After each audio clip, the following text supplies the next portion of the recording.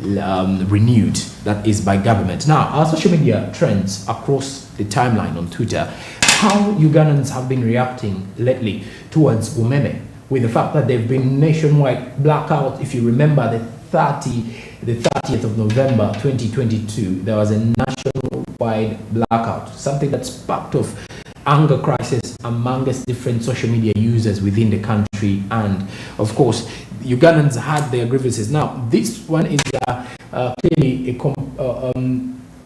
what we compared for you from the social media trends of how Ugandans have been reacting steadily, and also following the fact that the government will not be renewing the contract of umeme. Let's get more of this particular social media trends in regards to Ugandans' reaction towards umeme service provision.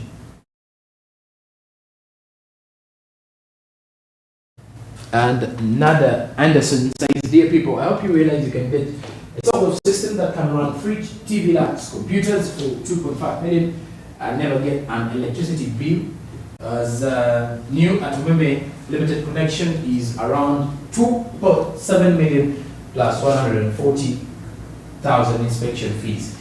Use this information as you deem fit. That is according to Nada Anderson.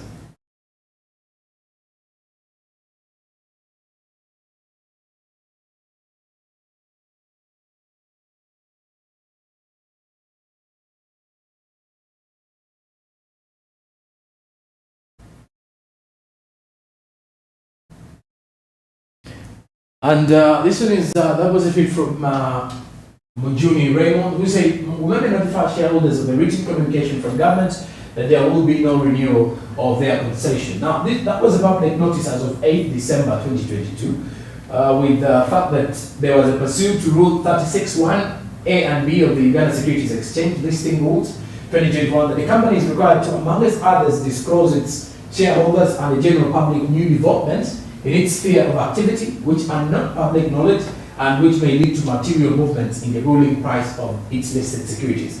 As disclosed in its prospectus of the initial public offering, subsequent annual reports and public disclosures, Umeme Limited holds a 20-year concession from the government of Uganda, whose natural term expires on 30th March 2025. The concession is enshrined in several binding concession agreements. The company has formally received written communications from the government of the Republic of Uganda, notifying it that the current concession will continue to run until its natural end in March 2025, as stipulated in the concession agreements, after which there will be no renewal. Now, the company remains committed to performing its obligations as per the existing concession agreement and will continue to operate and maintain the electricity distribution system in line with prudent utility practice to ensure continued service delivery through the end of the concession. Now, that was a notice that was released by government, and also that was particularly released by Umeme, as Umeme's management. Now, Umeme did notify its shareholders of written communication from government that there will be no renewal of their concession, which concession is expiring on 30th March 2025. Government is yet to audit its investment and assets. Its investments and assets to ascertain a buyout for the electricity service provider. As we move on further to other social media trends to see what else and which other social media users or other how the tweets react towards Umeme's different situation of not getting the contract. Now, the Ministry of ICT and National Guidance did release also a public notice tweeting that the company has formally received written communication from the government of Uganda notifying that the current concession will continue to run until its natural end in March 2025.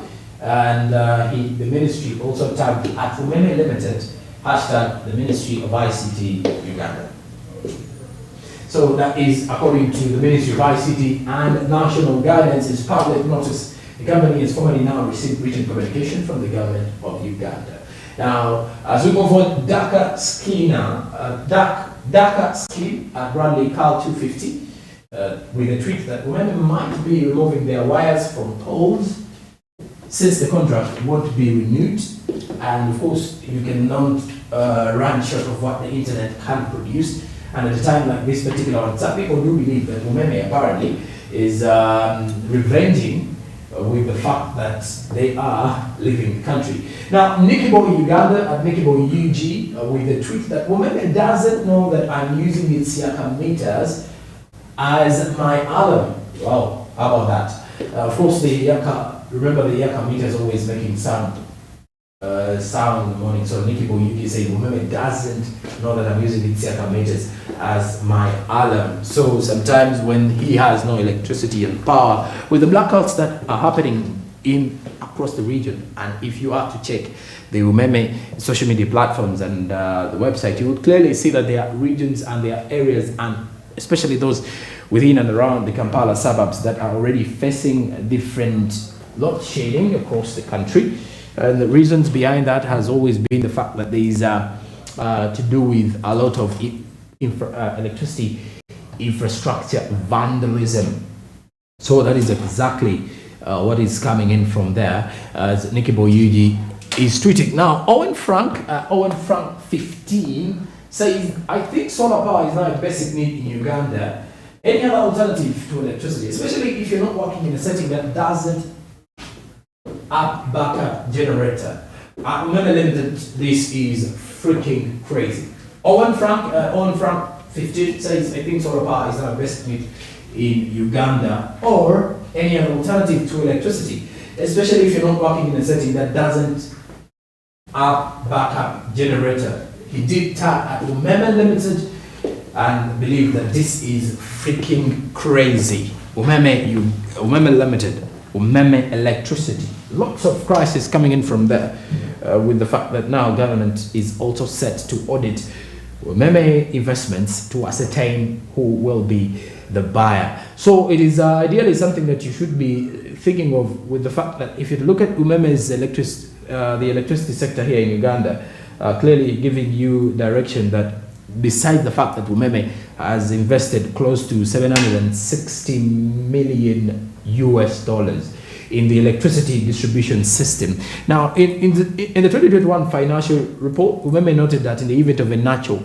termination of concession and subject to and in conjunction with the retransfer of the distribution system, you will see that Umeme is actually struggling to ensure that the last 2 years will be better for them. Well, also on the other hand, there are over 2,000 jobs now at stake with the fact that Umeme will be leaving in the next 2 years. The question is, where are these people going to work?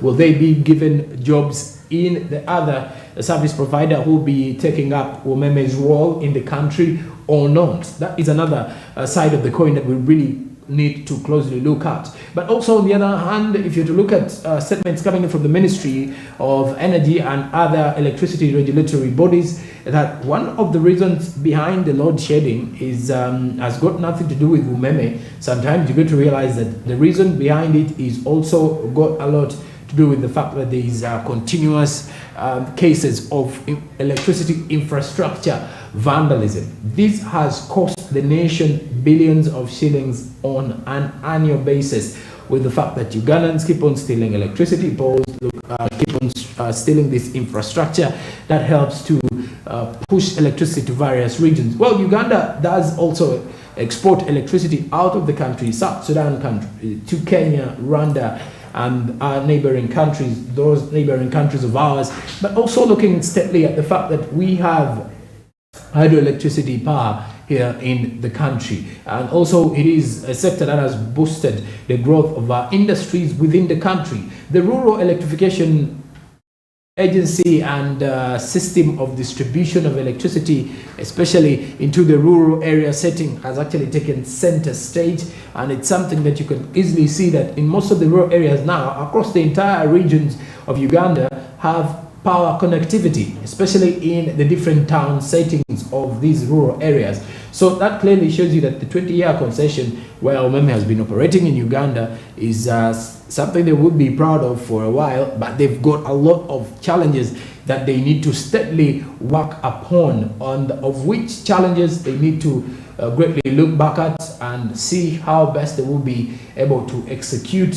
And of course, will the Ugandans be happy with the fact that Umeme is leaving, or will the other Ugandans be sad that umeme is actually leaving the country? So it is something that you can easily see that most of the Ugandans are happy with the fact that the service providers are leaving, with the fact that they've been having some of the grievances with umeme at times of the different blackouts that have been coming in across different suburbs of Kampala. And then not only that, we've come to also experience the fact that umeme, ever since it has actually come this year, there have been a lot of different cases and issues of people saying that umeme needs to step up and see how best they can definitely come on board to satisfy this particular one. Just also to remind you that umeme is listed on umeme is also listed on the Uganda Securities Exchange, and it's something that we should look upon and work towards in that particular space to ensure that we give you more of the updates. Now, as we sum up with this particular update regarding umeme, just to quickly remind you as well that the government of Uganda is set to audit the umeme investments, and this is yet to ascertain a buyout amount for that and more. And besides that, let's first get more of our business update this morning. So today we're here to review the private sector development program and the NDP3 year 2. We are very excited because as we do a self-search and review our performance from being number 125 best investment destination, we are now top 10 among the top 10 best investment destinations in Africa. So that means that we're pulling together and we're becoming more efficient as a country and as a government to ensuring that we support our private sector more and we get more development and growth in the private sector. So today we're here to review the private sector development program and the NDP3 year 2.